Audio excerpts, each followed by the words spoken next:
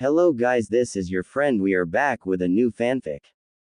Which is what if Naruto was manipulated by evil HINATA and harem with HANABI, Naruto x Evil HINATA Part 2. And if you enjoy this fanfic, then please press the like button and subscribe to my channel for more fanfic like this.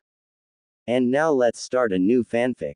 My chakra-coated kunai met Neji's with a clang and a shockwave rippled from the point of collision. After struggling to push each other back, I jumped backward. With a burst of chakra from the tenketsu in my feet, I soared above Neji. Twirling in midair, I slashed my kunai towards his neck. In response, he tilted his head, deflecting my kunai with a swift movement. Landing on the surface, I performed a swift roundhouse kick, aiming for his head. He slightly adjusted his posture and deflected my leg while grabbing my ankle, attempting to slam me. But before he could hit me on the surface, I released the chakra in the form of spiky strings where he had grabbed my leg. He quickly let go of my leg and aimed the kunai at my gut, which I deflected with my own. With another clang, our kunai met and I gracefully landed. I tossed the kunai on the ground, and it embedded itself to its hilt. Seeing this, he did the same. With a single hand sign, he uttered, Byakugan, and assumed the gentle fist stance, blue chakra enveloping his fingers and palms. I mirrored his actions, my hand perpendicular to my body. Activating my Byakugan, I spoke, 8 trigrams 16 palms, and the illusionary seal of the 8 trigrams appeared beneath me. I swiftly deflected Neji's palm as it aimed for my heart, my 2 fingers raised to close his tenketsu points, and he reciprocated. Each of his attacks was precise, and my movements were agile and swift in deflecting them. With a final thrust of our palms, we met in the middle. My clothes fluttered as our chakra-infused palms collided, sending us both flying backward. As I was about to hit the ground, chakra strings formed behind my back, connecting to the water's surface, and I safely landed on my feet. Meanwhile, Neji hit the water's surface and began to drown in the pond. We were fighting on a pond that was in the training ground. A smug grin appeared on my face as I looked at him. Extending my hand, I pulled him upwards. It's my win again, brother. The main and branch family members were watching our little spar, which was far from little, from the walls. When it ended, they cheered for both of us and separated. According to our sparring rules, the first one to be submerged in the water would be the loser. And per our bet, the loser would have to do anything the winner asked. Hee, brother, you'll have to do things you might not like, I said with a smile, my hair covering my eyes. Why are you smiling like that? You're being creepy again, he nervously said, sweat forming on his face. Now, don't be like this. You just have to peek into my parents' room and watch if they do anything suspicious, I chuckled. If they find out, you're on your own. This was the rule of our spar, and my dear brother hadn't won any of them. So, starting on the 4th day, he was doing my chores. Sometimes, he was caught by his father or uncle, resulting in 1 of 2 slaps to his cheeks. Why do you always bully me? I'm your big brother. You should at least respect me, even a little is enough, he growled. I just laughed, which irritated him even more. Once I win, I'll get everything back. I just laughed at him. It had been a month since I met the Hokage and 2 months since we started our training. After learning from my father and uncle, we sparred for at least 7 to 9 hours every day. That's why we were improving at a rapid pace. Everyone was shocked by the progress. Well, if you practice 9 hours a day, you will definitely improve. If you don't, then you are just trash. That's good, I said, lying on the grass, while Neji sat beside me. We were both physically exhausted, pushing our bodies to the limit every day, and due to this, we needed a lot of food. Hey sis, how was Hokage? Neji asked me. You daily ask me the same question. But I will tell you though, just as I said to you, he was suspecting me. But how did you fool him? He inquired, his excitement evident. I was always 3 steps ahead of him, I replied. What about the chakra detecting bugs? How did you fool them? He asked. He had studied about the abilities of all the clans. Hee, they're just mindless bugs. It's not that hard to fool them.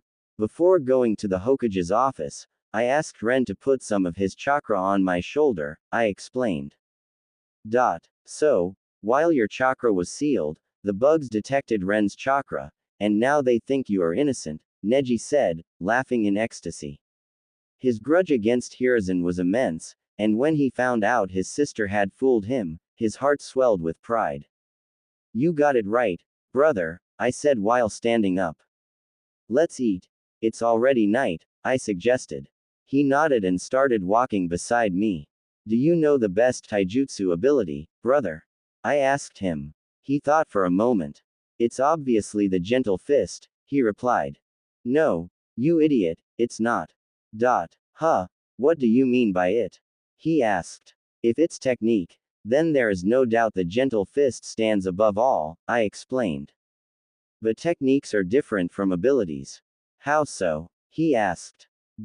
Look, the Sharingan's ability to see a very vague chakra flow while someone performs a jutsu, photographic memory, and kinetic vision for heightened perception, these are the abilities of the Sharingan. That's why they can copy jutsus or fighting skills. But Sharingan's genjutsu is a skill that differs from person to person. The Byakugan's abilities include X-ray vision, 360-degree vision, and the ability to see chakra and to manipulate it. These are some of the abilities, and many of them are hidden. But the gentle fist is a skill, now you understand, I asked him. Yes. We have the best skills in taijutsu. Have you ever wondered if we also have the best taijutsu ability? I whispered in his ear. We will be unbeatable, he said. That's my bro, I replied with a grin. And what is the best taijutsu ability? He asked in anticipation. It's called Shikatsumyaku. Some days before. Thud. A small figure of a boy was thrown out. His small, skinny body hit the ground with a loud thud. The thrower showed no mercy to the poor boy. It was a miracle that his bones didn't shatter due to the impact. Don't you ever show your face here, the caretaker of the orphanage said with disdain as if she had just thrown away a piece of trash. Naruto looked at the ground and didn't say anything to her. The ground had some wet stains, it was obvious that they fell from his eyes. Just as his friend had said, he would be kicked out of the orphanage in 1 month. But deep down, he had hoped it was false. He had nowhere to go, no home in this cold, and no food in the morning. He had nothing. Today was the last day of the month, and here he was, crying on the ground. He didn't say anything to her. He quietly stood up, wiped away his tears, and walked away. Maybe people in the village don't know me, so it should be fine, he thought while rubbing his hands due to the cold, his whole body shivering. But as soon as he walked on the streets, people started to avoid him. He didn't know why, but he could hear whispers from far away. Why are they calling me like this? Am I really a demon fox? He began to believe, maybe people were right. But then he remembered his only friend, who had said he was no monster.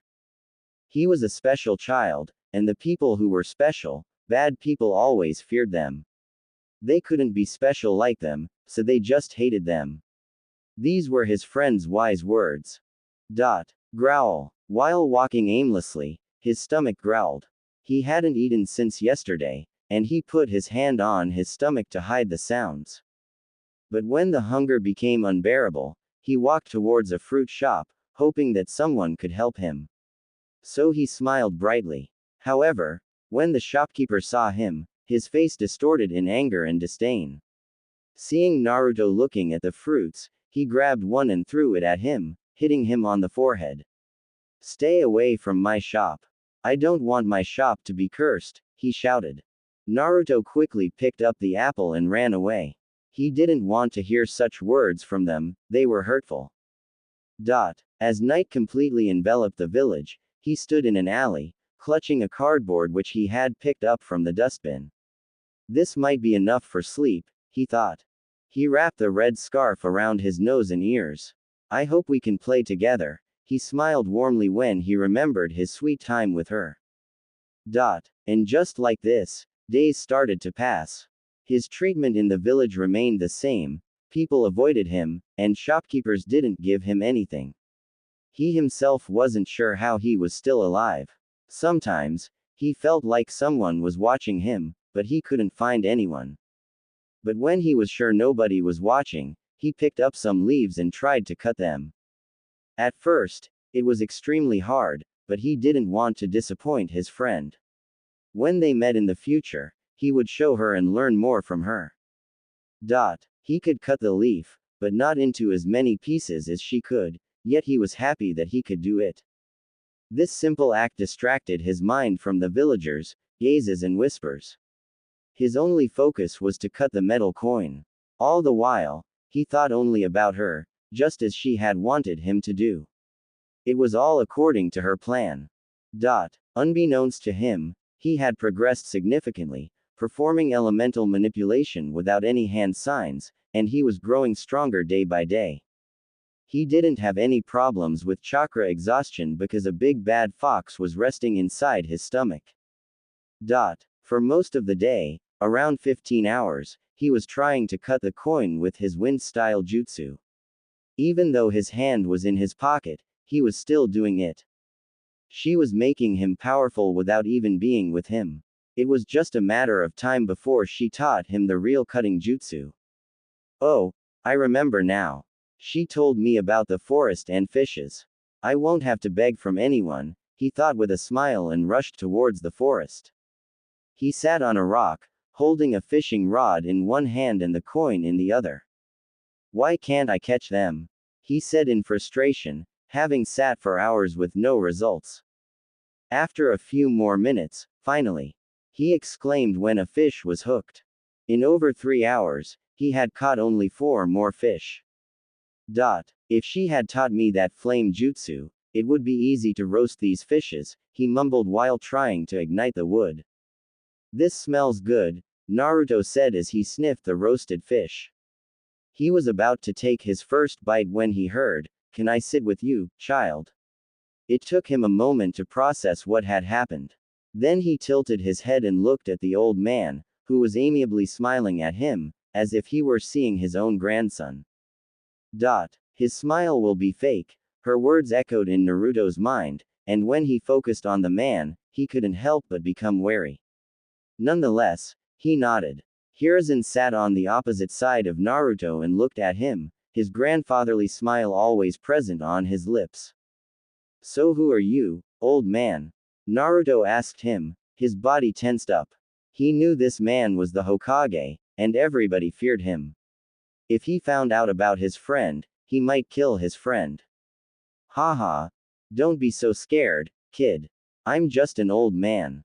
Can I have one? Hiruzen pointed towards the fish. Naruto, however, didn't want to give up his food, but he nodded in the end. The more he stayed with the old man, the more scared he became. Another lie, Naruto thought. To Hiruzen, Naruto didn't know him, but Naruto knew him. What were you doing in the middle of the forest? It's dangerous for a child like you to venture into the forest, Hiruzen asked, his eyes scanning him. He didn't want Naruto to die, as he was, after all, the 4th Hokage's son. Or there might be another reason, such as if Naruto were to die, the 9 tails could escape and rampage in the village, and he didn't have enough power to stop the beast. I know, but I don't have anyone to worry about me, Naruto replied with a smile. Do you know about my parents, old man? Naruto curiously asked. Hiruzen thought for a moment, then shook his head with a disappointed look. He hadn't expected the kid to ask such a question to a random person. Sorry, kid, I don't know about your parents. Another lie. I see, Naruto said in a sad voice. Hiruzen wanted to continue chatting with him, but he didn't have anything. He was here to offer him an apartment, but he thought, I should gain his trust first and then reveal to him that I am the Hokage. So, kid, what's your name? He asked. It's Naruto Uzumaki, Naruto replied. It's a beautiful name, Hiruzen said. After chatting with him for a moment, he stood up and said, maybe we'll meet again later. Hiruzen waved his hand and then disappeared. Naruto looked at his disappearing figure with a complicated gaze. Just as his friend had said, the man had told him lies and more lies. It's been a month since I saw her. What if something happened to her? He said, full of worry, as he walked toward the village to find her. When he reached the village, it was already night. Now I don't even know where her house is, he thought. But when he looked around, people were avoiding him, and his enthusiasm to find her faded away. What if her parents didn't like me? I don't want her to be scolded because of me. He turned away and walked in a different direction. In a corner of an alley, he sat down with the same coin in his hand. Time passed, but sleep eluded him. Gazing at the starry sky while lost in thought, he suddenly heard an unfamiliar voice, "Hey kid." He quickly assumed a defensive position. From the shadows, a man emerged with white, pupilless eyes, staring at Naruto. His expression was normal, with a slight grin on his face. Naruto quickly identified the man's eyes as the same as his friend's. This was the second person he had seen with these types of eyes, and a smile formed on his face. His initial defenses vanished, showing how much he trusted her. Are you related to Hinata-chan? He asked excitedly. Where is she? He tried to look behind him, but his expression quickly changed. She had told him not to tell anyone about her, and he panicked. Seeing him like this, he chuckled. Don't worry, kid. Lady Hinata sent me to give you this. Ren said, and a small scroll appeared in his hand. When Naruto heard her name, a smile returned to his face. What is this? He asked while looking at the scroll. Let me show you how to open it. Watch carefully. Ren produced another identical scroll and taught him how to open it. Use it carefully, Ren said, and then gave him some money. Why are you here so late at night? Naruto curiously asked. You might not know this, but the Hokage has assigned some Anbu ninja to watch over you. I appeared when I found the perfect time, Ren explained while leaning against the wall. So there are real ninja watching over me, Naruto mumbled. Of course. You're a special child. How could the Hokage let you go? Ren said with a chuckle. He was doing what Hinata had told him. And honestly, he was liking this. Have you met him? Ren asked. Naruto nodded in response. Lady Hinata had told me to tell you this, but don't listen to the villagers, just practice what she told you to do, and next time she will teach you an awesome jutsu, and she is preparing a gift for you, Ren said. Naruto's eyes lit up with excitement when he heard about the jutsu and the gift. Ren looked at him, just as Lady Hinata had predicted. I can't wait to meet her. A gift. I wonder what it will be, and a new jutsu, he thought, completely forgetting about the villagers and the Hokage. The only thing remaining in his head was their next meeting. You're a good kid. Don't disappoint Lady Hinata, Ren said and disappeared. I won't, Naruto replied with a smile and looked at the scroll. I wonder what's in there. He was very excited. He placed his hand on the scroll and did what Ren had taught him. With a puff of smoke, the scroll opened. Inside, he found warm clothes, black shoes, a pair of black pants, and a sweater. There was also around a month's worth of food, mostly high-quality dry fruits and eggs. He looked at it all for a moment and then stared at the moon. He took a deep breath, and his eyes welled up with tears. Thank you, Hinata-chan. He quickly wiped his eyes. Now he didn't have to worry about the cold or food, and he also had some money. Ren looked at him from a tree. Poor boy. It's a good thing that Lady Hinata met you, or you would have become a political and broken tool for the village. He said it with sympathy and then disappeared. A chakra-coated kunai brushed past my neck. With my extreme agility, I bent my body, and with a swift kick to Neji's abdomen, I sent him flying back, his body hitting the water's surface many times. The kick looked very fragile, but the impact of the kick was tremendous. Ripples formed when he hit the surface. He got up while wiping out a trail of blood from his mouth, a grin on his face. Then he slowly started to sink in the water, but his smile never left his face.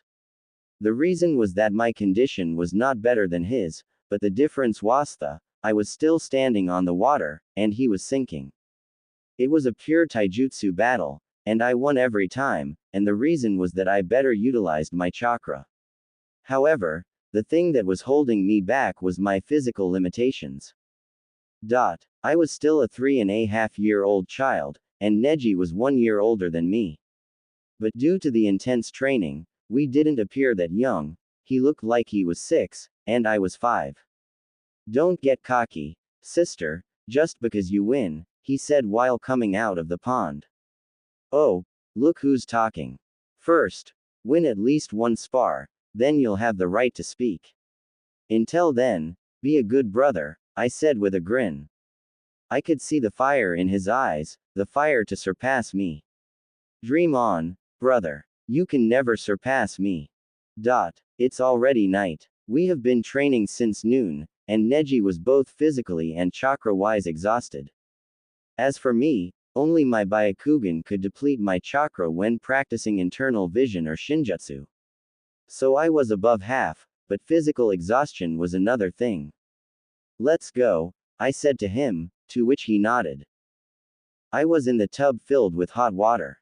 I have to go outside of the village, at least for a month, I thought out loud. I had sent Ritsu to get the information about the thing I wanted. As for why he didn't become suspicious that I knew the things I hadn't even seen, well, there was one line that could convince everyone. After all, my eyes can see the future. I chuckled while bathing. Now the problem was how should I convince my father and elders? Should I show them the power of my Byakugan? After all, in the clan, potential, talent, determination, hard work, and strength matter, and I had shown them all. Should I take all the main house in my bag, or wait for a few more years? What should I do? Which method should I use? I thought while relaxing my body. Hiswan still hadn't given Naruto the apartment, the boy was still on the streets, I thought. But the good thing was that he was not hungry or feeling cold.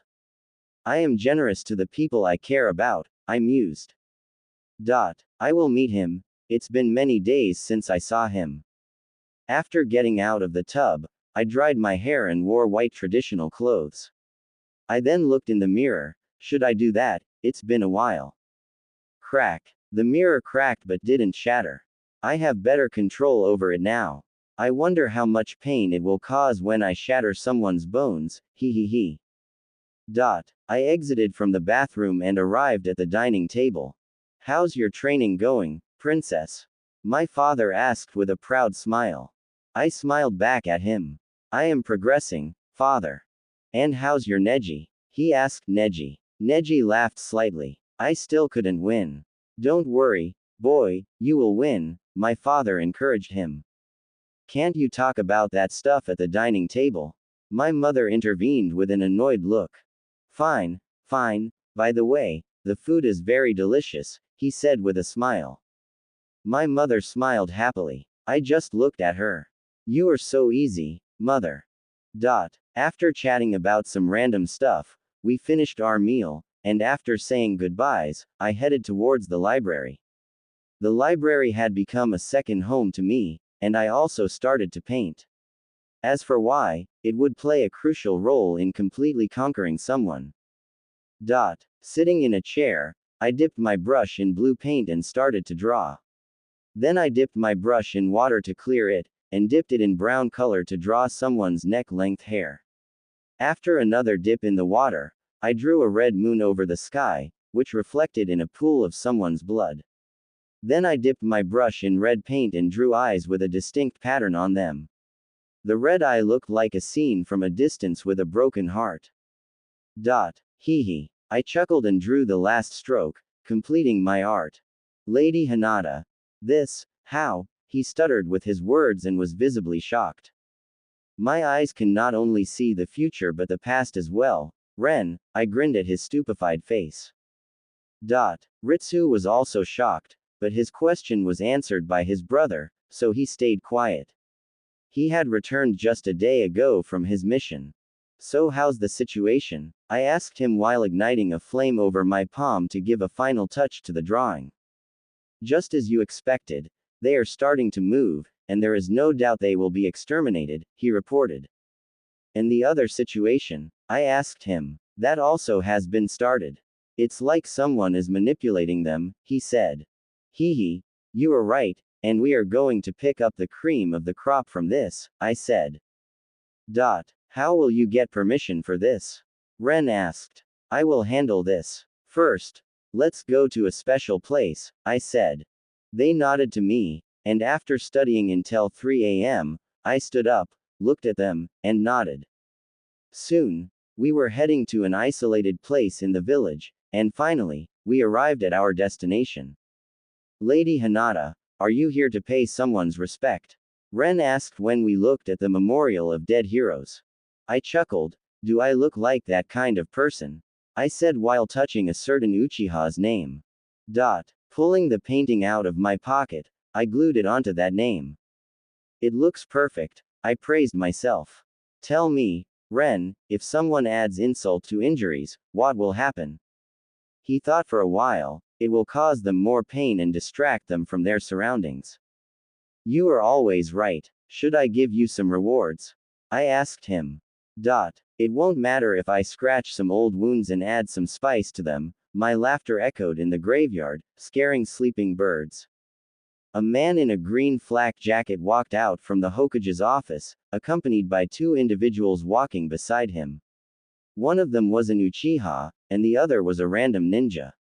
However, the man held his head high. In 2 days, he was going on another mission, and during that time frame, he could rest and spend time with his family.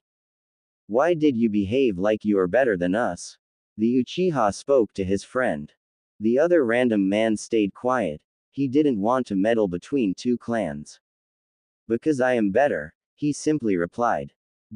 You, the Uchiha pointed his finger towards him, accusing him of being too arrogant. Look at you. You didn't even awaken your Sharingan. How could you call yourself an Uchiha? He said while activating his own Byakugan. The Uchiha didn't have anything to say, but nonetheless, he couldn't let his rival clan win, so he yelled, I will awaken them, and then I will show you. Haha, I am waiting for that day, Isamu, he said with a laugh. It was not like he wanted to be arrogant, but this arrogance flowed in his blood. So what are we gonna do in 2 days? If we want, we could hang out, the third person on the team said. Who wants to hang out with losers like you? I will spend my time with my wife, the Hyuga man said with a smile. Me too. You're not the only one with a wife, Renmara, the Uchiha said, leaving the third teammate defeated. After chatting with them, Renmara headed towards his clan. His life was normal. He was a Jonin, had a steady source of income, and had a family. In addition to the money he earned from missions, the clan provided him with more money annually. He soon arrived at the door of his home and rang the doorbell.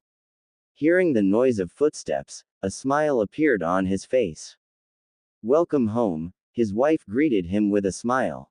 However, his smile soon crumbled when she spoke, the main house wanted to see you in the meeting room. Main house, sweat beads started to appear on his face. He began to rack his mind, trying to recall if he had made any mistakes, but he couldn't find anything. They rarely interfered with their daily lives, only when something important was about to happen did they call branch house members. Did he hate them? No. Without them, they would be subjected to the influence of other clans or the village. It was a known fact in the clan. His life of comfort would vanish, and he would have to fight for the survival of himself and his family. He quickly washed his face and walked towards the meeting room. With every step he took, he became more nervous. The two guards that were guarding the meeting room looked at him and opened the gate. Go in, they are waiting for you, one of them said. As soon as he took steps inside the dimly lit room, the door behind him closed with a creak. He could feel the tension in the air. He looked around and saw 5 elders with their trusted bodyguards, who had been trained by them from birth. I wonder if I could become their personal bodyguard, he thought. These guards had many special privileges, such as training by the main house, living with them, etc. Then, he looked at the clan head who was sitting on the other side of the table, and opposite him was the next clan head. He had watched her daily spars with her brother, and this was one of his favorite hobbies. He also wanted to brag that their clan also had monsters, like those cursed Uchiha who always brag about Itachi, Shisui, and Sasuke, but the clan head had forbidden sharing this information. The table was rectangular in shape, with 2 elders on one side and 3 on the other. The clan head was at the front, and Hinata sat opposite her father. He was sure that a verbal battle had just occurred a few minutes ago, this was clearly written on their faces. The table had some cracks on it, and the water glasses were also cracked. I just wanted to get out of this room. Clan head, you called me, he said respectfully, kneeling on one knee. Yes, Hiashi said while indicating for him to stand up. Tell us what mission Hokage gave you. This time Hinata spoke, her white eyes piercing his. Looking back into her eyes, he felt uneasy, so he lowered his head. He knew it was against the village rules, no one was allowed to disclose mission details to anyone. If the Hokage found out, he would be executed for treason. However, to the clan members, the clan head came first. We are going to escort a group of merchants to the land of hot springs in 2 days, with my 2 other teammates. The merchant group contains 3 carriages and 5 people. He shared all the details of his mission. Didn't I tell you, father, it will be easy this way, Hinata said with a smile, to which Hiashi just sighed. Her gaze landed on him. She raised her hand, and numerous silk-like chakra strings started to appear, weaving together to create a mask. She then called him to come in front of her and placed the mask on his face. The mask adhered to his face like a second skin. From now on, you are dead in Hokage's eyes.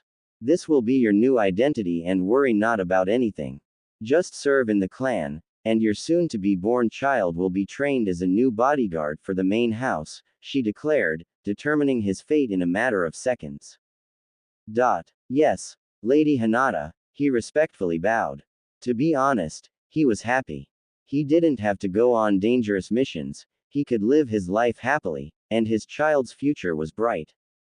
To him, the main house was very generous. Not everyone wanted to go and endanger their lives. Not everyone had a hero syndrome to save the princess, some just wanted to live happily, and he was one of them.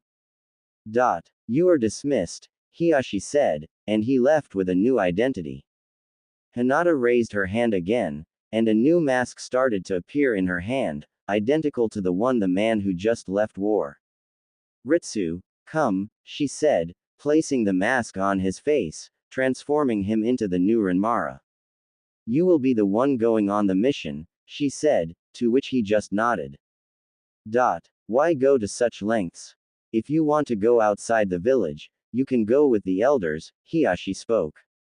In this meeting, many things were discussed, such as the Kumo incident, the Hokage suspecting Hinata, the Hokage wanting to weaken their clan, and many more things.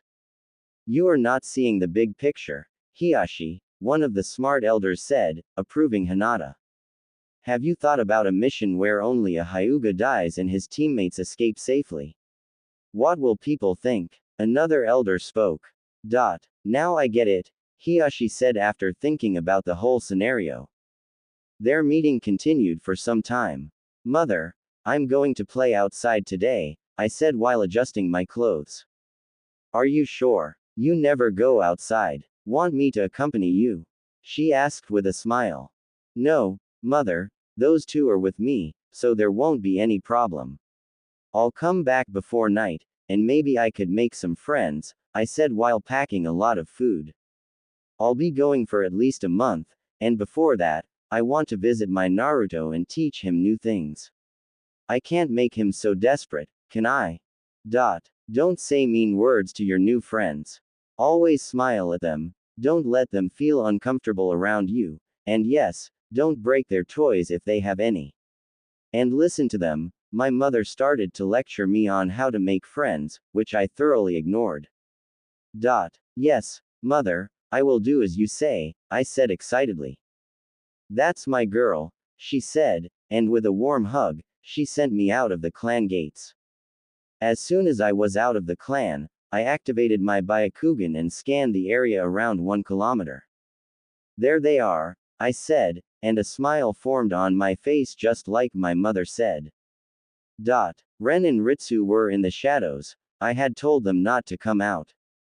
With a happy smile, I walked towards the park where most of the children played together. I looked in a specific direction where 4 children were playing. So their parents had taught them about the trio. Oh, and she also met her, I thought and walked towards them. I looked at the blonde girl. See, can I play with you? I said in a shy voice.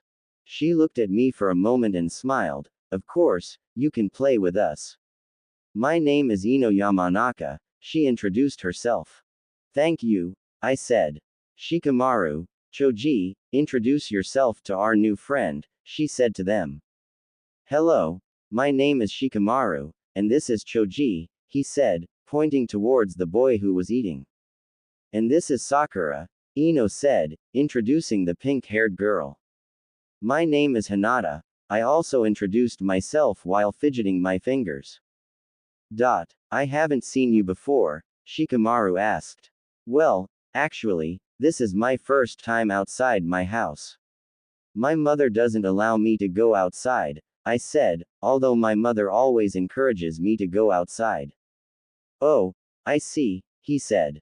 Soon, all of us started to play with snowballs and some toys that they had brought. They started to become comfortable around me. And in just 30 minutes we were happy chatting. This is boring, let's make it fun, I thought, grabbing a snowball and hitting Sakura on the forehead. Haha, you should have dodged that, I laughed at her. She quickly stood up and tried to do the same, but I dodged with ease. Haha, you can't even hit me, I said while hitting Ino on the face with a snowball. Haha, you're not different from your friend. She tried to do the same thing, which I caught with my hand. Again I threw the snowball at her, hitting her face once more. You hit me in the face, she said and started to become angry. So what? Wanna cry? I grabbed another snowball, hit Choji's face, and stole his chips. Hey, give me my chips back, he said, running towards me. Catch me if you can, I said while eating his potato chips, which angered him very much. Haha, why are you so fat? Girls don't like fat boys, I said with a smirk, which angered him more. And accidentally, I put my foot on Sakura's toy. Crack. It broke with a cracking sound. Oops, sorry for that, I said in an apologetic tone, which by no means was apologetic. You broke my toy, Sakura yelled at me and ran towards me with her fist ready to hit me. I said sorry, didn't I said with a laugh while running away from her. Ah, these chips are good, no wonder you are so fat, I ate some more chips as I taunted Choji. You freak, give me my chips, his face turned red in anger. Haha, look, I tilted the packet, and chips started to fall on the ground one by one, making him even angrier. A snowball hit my back, which I let hit me. I ran away from Choji and looked at the pink-haired girl, a smile forming on my face, and a new snowball was in my hand. I hit her forehead again. Haha, why does my snowball always hit your forehead? Oh, I see now, you have a big forehead. Haha, boys don't like girls with a big forehead. I could see tears in her eyes. Did she just cry like this? Oh, whatever, I am having my fun. Ino looked at her friend's crying face. You freak with white eyes, Why are you bullying us? She yelled. Is that supposed to be an insult? I chuckled, hitting her with another snowball. This is really refreshing from all that training and schemes. I should pay a weekly visit to them. When the snowball hit her, she also started to cry. I walked towards them with a smile, just like my mother said. But I don't know why they felt uncomfortable with my smile. Don't come near us. Go away, you freak. No one wants to play with you. You are a bad girl, Ino said, and I just laughed. Hey, where's your other friend? I asked. When they looked around, they didn't find Shikamaru, and Choji was crying over fallen chips. Shikamaru. Ino yelled for help, but he didn't come out, he was hiding behind a rock.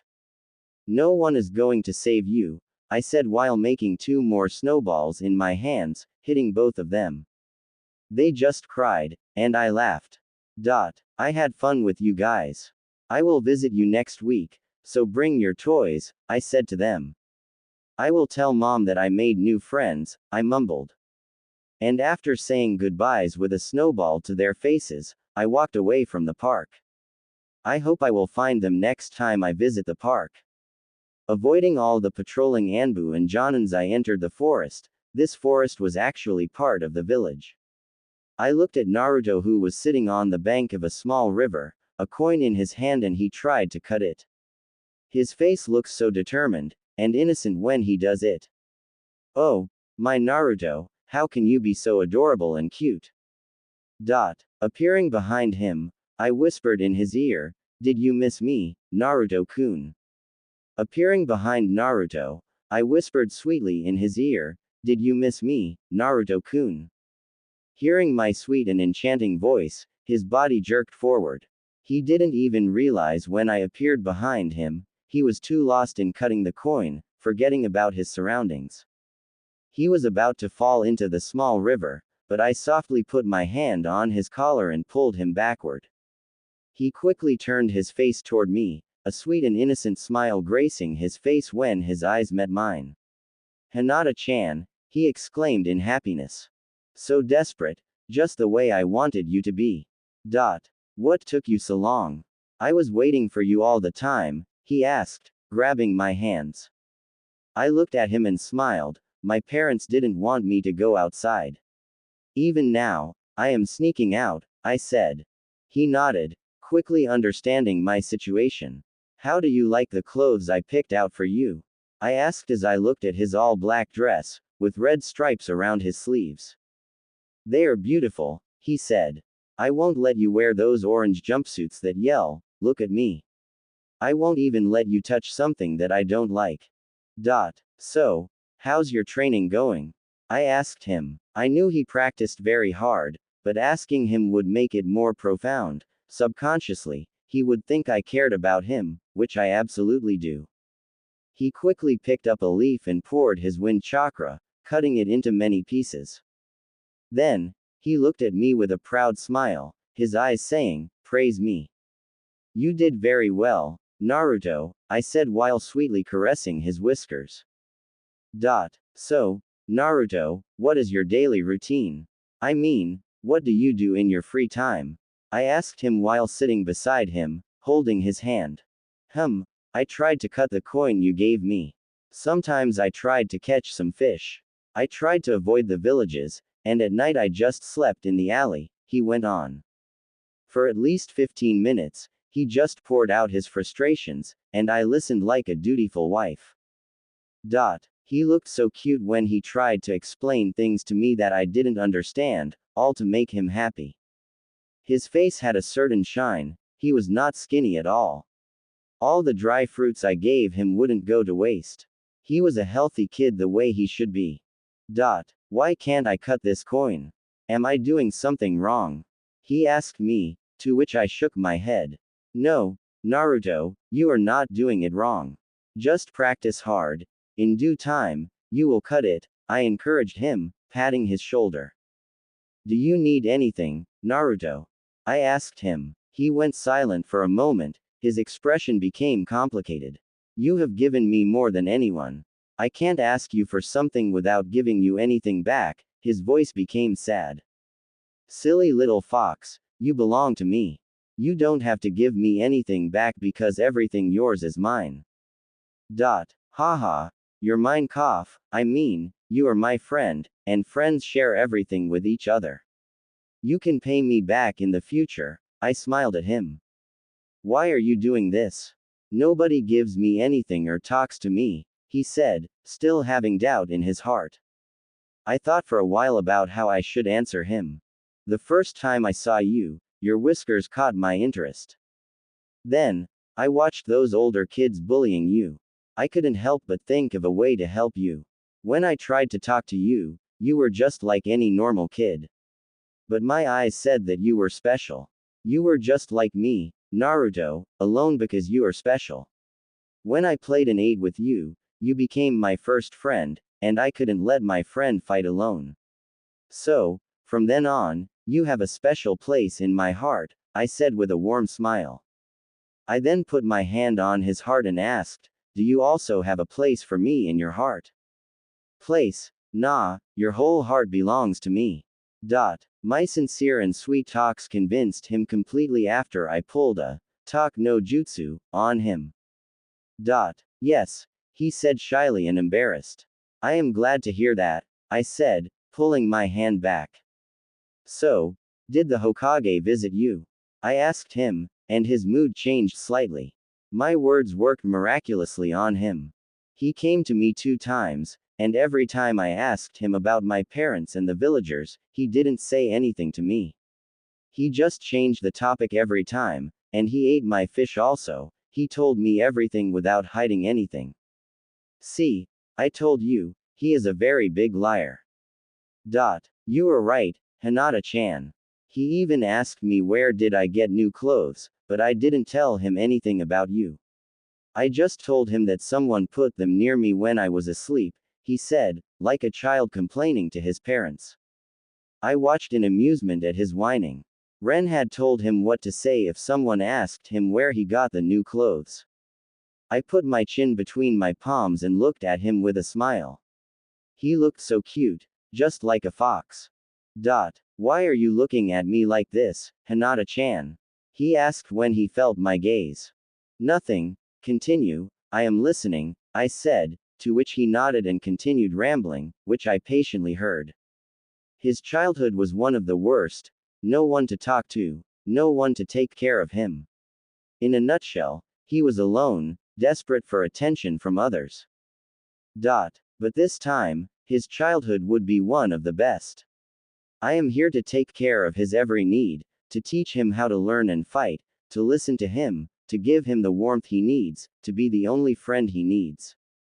This time, he won't form a dark side. I won't let him. So when the time comes, it won't be hard for him to become a perfect Jinchuriki. If I were in a situation like this, I wonder how I am going to face my good side, I laughed at my wandering thoughts. This time, he won't become an attention seeker. The attention he needs is only from me and me alone. Hinata-chan, you are scaring me, he said, looking into my eyes. Sorry, my little fox. I was just looking at your future, I smiled at him. He didn't say anything in response to me calling him a little fox. On the other hand, he was happy that I called him so sweetly as if it was dripping with honey. So, what did you see? He curiously asked. The Hokage will give you an apartment and will try to lure you into his trap. He will encourage you to become Hokage, telling you that he is the strongest. But that's a lie. There are people out there who could kill him in 1 second, I said, planting some more seeds in his head. Who wants to become a Hokage? He huffed. Then he looked at me. Are there people stronger than the Hokage? He curiously asked. Of course, there are. Do you also want to become as strong as them? I asked him. Yes, if I'm the strongest, no one will be able to harm you, he said with fire in his eyes. Oh, you're becoming possessive, Naruto-kun. I like it. He still remembered the incident that occurred in the orphanage when I protected him using my body as a shield. If you want to become the strongest, you have to do as I say, I told him. I will do anything you say, Hinata-chan, he exclaimed in determination. That's the spirit, I said and continued, so let me teach you an important lesson of life. He nodded eagerly. I then pointed my finger towards the army of ants that were traveling in a linear line. So what do you think of them? I asked, curious and waiting for his answer. Why should I think of a bunch of ants? He asked in confusion, not understanding why this is related to the life lesson. That's the right answer, Naruto. You should never care about ants, and the people who didn't like you or called you a monster are nothing more than ants. So, whenever you see them next time, just think that they are ants, not worthy of a single glance from you, I calmly explained as I gave him an important piece of advice. Did you ever care about an ant you accidentally stepped on? I asked him. No, I just forgot after some time, he said. Just like you forgot about those ants, you should also forget about those people who said hurtful things to you. Next time when someone says bad things to you, try to ignore them and just think about me, all of their whispers will vanish. I calmly taught the most important thing. He nodded to me with determination. Now that you have received your lessons, let's see how good you are at fighting, I said, standing up and indicating for him to stand opposite to me. Are you really going to teach me how to fight? He asked with stars in his eyes. Yes, Naruto, now attack with all of your power, I ordered him. He didn't even think about anything, clenched his fists, and ran towards me. I could clearly see hundreds of openings in his stance. When his fist was about to reach me, I gracefully deflected it with my left arm and put my right hand on his chest. Lesson number 2. Never rush in a fight without knowing your enemy's strength, I said. Approaching him, I looked into his eyes. He didn't even know what had happened. So next time, never rush towards your enemy, or you might die. If you die, I will be sad. Do you want me to become sad? I asked. No, I won't, he quickly said. Good. Now, rest for a few minutes, you will be fine. I knew the fox's chakra would heal him in just a few minutes, so I wasn't worried about him. I will make him a fine ninja. I opened a scroll, and a lot of food appeared in front of us. Lifting the spoon, I slowly started to feed him with utmost care. He accepted with a happy smile. How could he not? After all, I was feeding him. After he was healed, I began teaching him some basic taijutsu moves. Time passed quickly, and it was evening. Even though he was exhausted, he remained energetic. This is your gift, I said, pulling out 2 kunai made of chakra metal. Chakra metal was rare, but hey, I am rich. Don't lose them. They are extremely rare and powerful. They will not rust with time, so you can keep them all your life. I knew he would not lose them. These were the gifts he received from his Hinata-chan. I won't lose them, he said, holding them tightly. Now let me teach you a new jutsu, I said, appearing behind him. Just as I did last time, I raised his hand, which held the kunai. Remember this feeling, Naruto? I repeated the same thing. My chakra flowed towards my hand and started to convert into wind chakra, coating the kunai with it and making it extremely sharp. I raised his hands towards the sky and brought them down. The kunai shot through his hand, piercing at least 3 trees like butter. This was just a trick. Anyone can do it with enough chakra control and control over their element. I knew he would get it. It might take him some days. So, how was it? I asked him and pulled the kunai back into my hand. Before releasing it, I had connected a chakra string to it. Awesome, he said, looking at the small holes in the trees. Haha. Don't try to do it in public, or you might accidentally kill someone, I said with a laugh, unless you are me.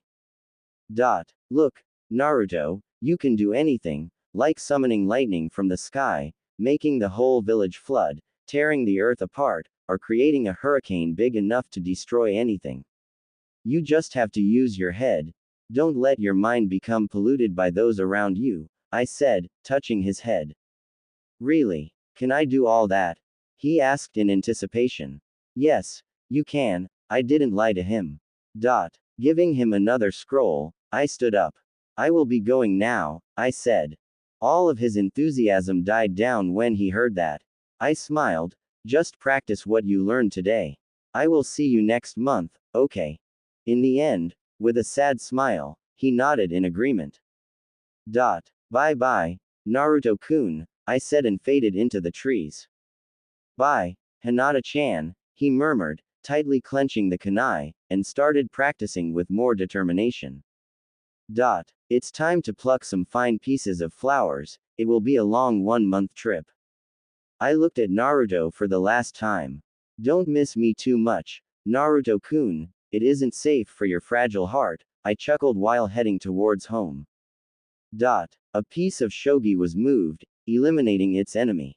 Then, the opponent moved in an attempt to avoid being eliminated, but after 3 moves, this piece was also captured.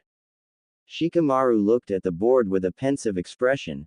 Every time he moved a piece, his father was many steps ahead of him. Tap. With a final move, Shikaku eliminated all of Shikamaru's pieces. It's your loss, Shikamaru. Let's play another game, Dad, Shikamaru said as he started to set up the new board. By the way, today we have a new friend playing with us, he continued. His tone was slightly sarcastic, which didn't go unnoticed by his father. Shikaku raised his eyebrows in interest. His son seldom talked about these types of topics. He knew his son was mature for his age. Here, 4-year-olds go to war, 5-year-olds graduate from the academy, and at 12, some become jonin. In the future, a 13-year-old kid will massacre his whole clan, which raised him from birth. Oh, what is your friend's name? Shikaku asked with interest. Hinata, Shikamaru said without looking at his father. Shikaku's eyes squinted at her name. He was sure something was wrong with that girl, but every time he tried to solve her mysteries, he found nothing. He knew he was being paranoid over a 4-year-old child. Tell me about her, how she behaves or acts around you, Shikaku asked. Shikamaru looked at his father in suspension, but he also rarely talked about these things, and he was the one who started it, so he spoke. First, she approached us shyly and timidly as if she didn't know how to talk with us. That makes sense. She had never gone outside the clan, Shikaku nodded. Until now, there was nothing suspicious. Then she started to open up with us. Time passed slowly, but I don't know what Ino and Sakura said to her. She became angry and hit them with a snowball. She then started to mock them, and when Choji tried to intervene, she called him fat and snatched his chips, he said while moving his piece. So what did Ino and Sakura do in response? Shikaku spoke in a tone as if he were truly interested in the story.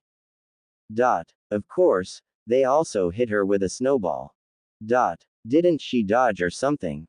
He asked. Shikamaru thought for a while. Sometimes she dodged their attacks, but some of them hit her in the back, he said.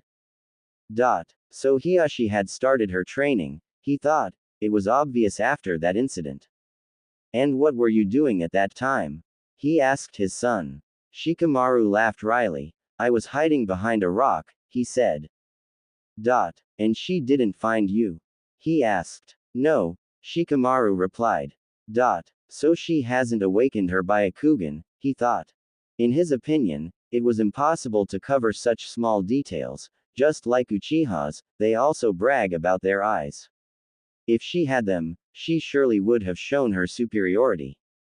This was his conclusion based on her personality and the information he got from spies. Only a branch family member had awakened his Byakugan at the age of 4 and it was Neji. As for Hinata, there was nothing. So what do you think about her? He asked Shikamaru. She is troublesome, too spoiled, haughty, arrogant, and bratty, he said. Shikaku laughed at his son. Now that he thought about it, he was being too suspicious of her. She is a child just like his son. Maybe someone else killed the Kumo ninja. But the question is who? But there was still a lingering feeling that he was being played, in someone's palm. From the beginning, he couldn't do anything but watch and try to unravel it. If this is true, then Inoichi will surely go to the Hyuga clan. His daughter is also unreasonable. Let's see what happens there. Then I will finally stop suspecting that girl. After all, she couldn't fool someone like Inoichi, he thought, and played with his son. Who had drawn this? A white-haired man spoke in anger. His fury surged even more when he looked at the drawing where his hand pierced his friend Rin's chest in a cold-blooded manner. However, his anger turned soon into guilt when he glanced at his other friend who was watching him, witnessing how he killed her. He had promised Obito that he would protect Rin, but what he did was kill her with his own hand. To him, both of his friends were dead, but when he looked at this image, Obito was still alive and watched him as his Chidori killed her. If you are still alive, why haven't you come back, and how am I going to face you? His rational mind didn't want to believe that this image was true. But his heart had found some hope, that maybe, just maybe, his friend was alive out there.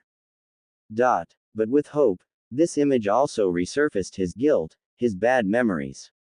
When he looked at his right hand, he felt the blood of his friend was still on it.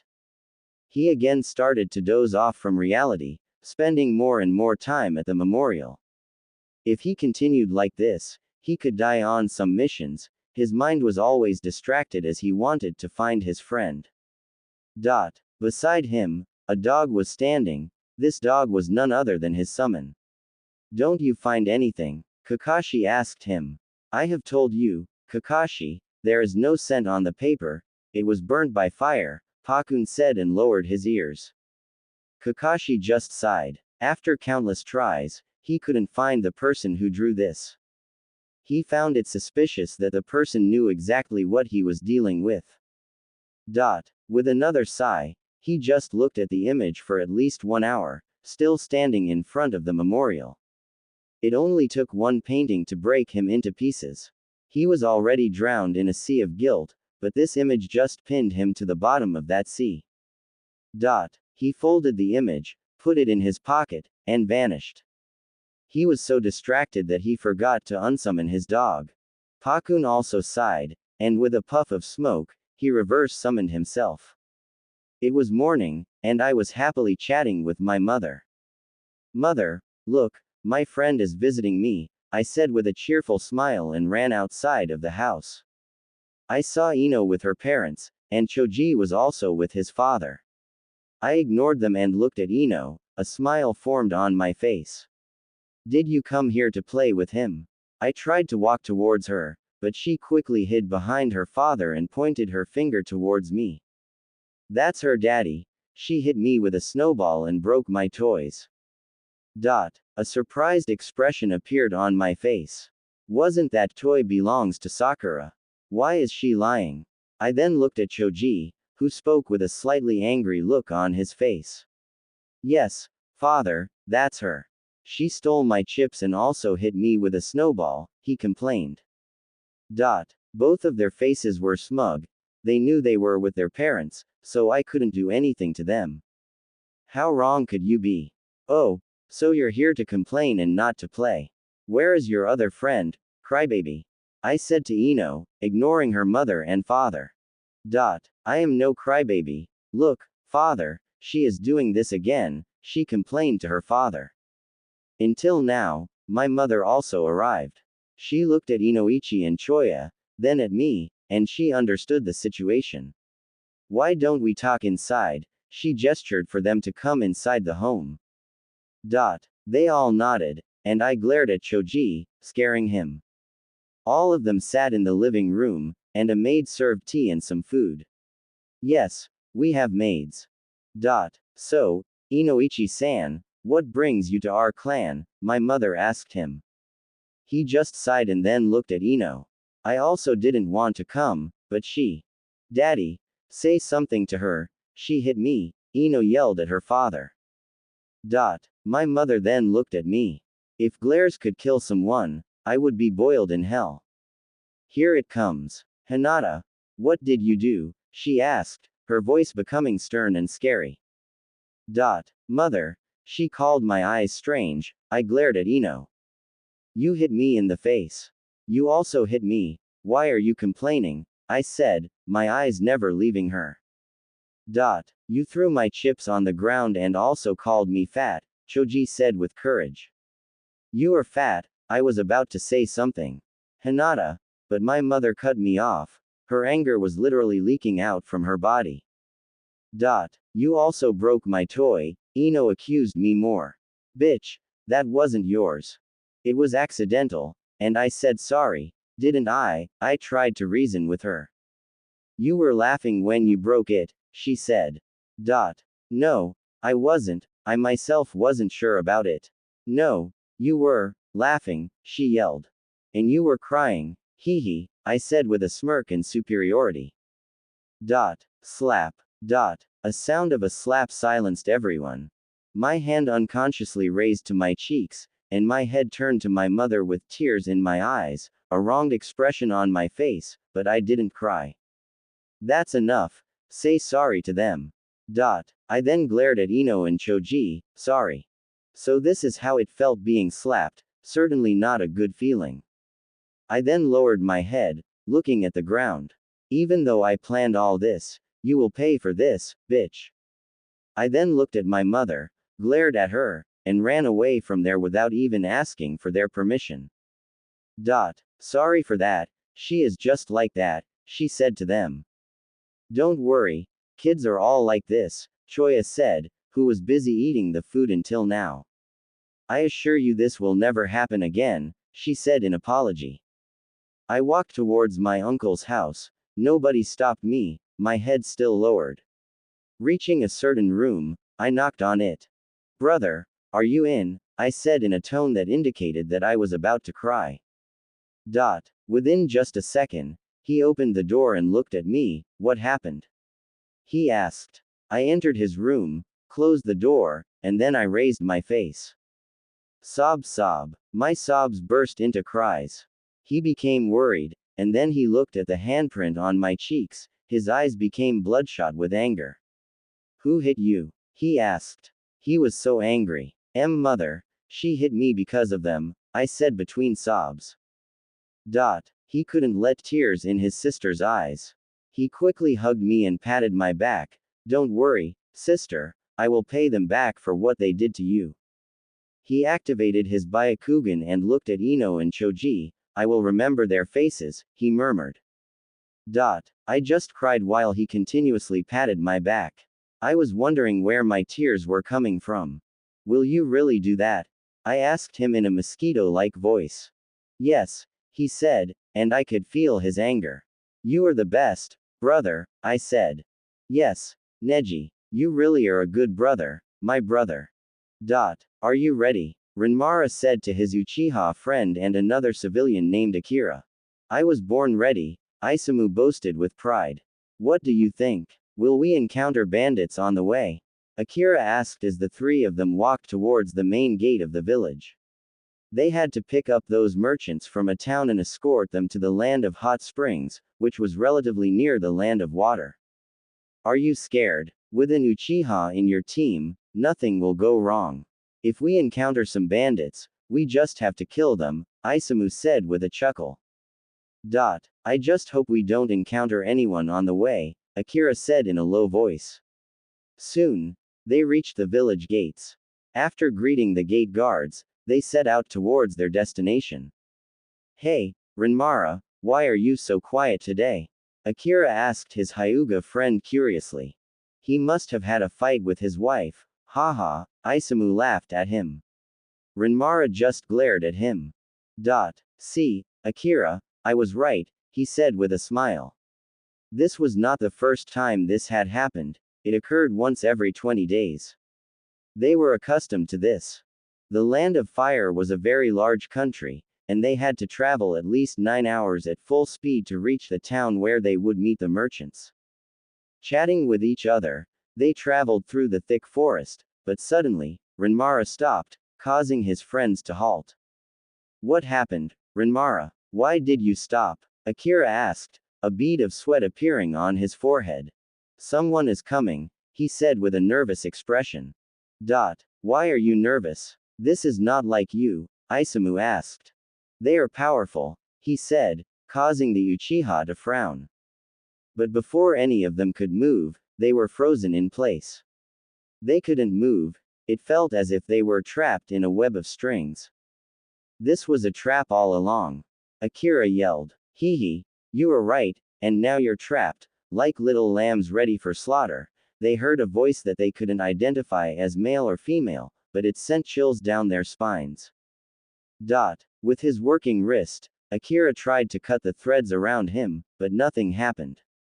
Renmara, on the other hand, raised his 2 fingers, and a chakra scalpel appeared in his hand. With a cutting sound, he severed the invisible threads, freeing himself. Using his Byakugan, he could see countless chakra strings around them, all connected to a single person who was standing behind Akira, terrifying him. Unless you possess more strength than the user or have a chakra-based attack, you couldn't cut or free yourself from these strings. Renmara ran towards his friend to save him, but another person appeared in front of them. Isamu and Akira couldn't see his face, nor could they see the person who was behind them.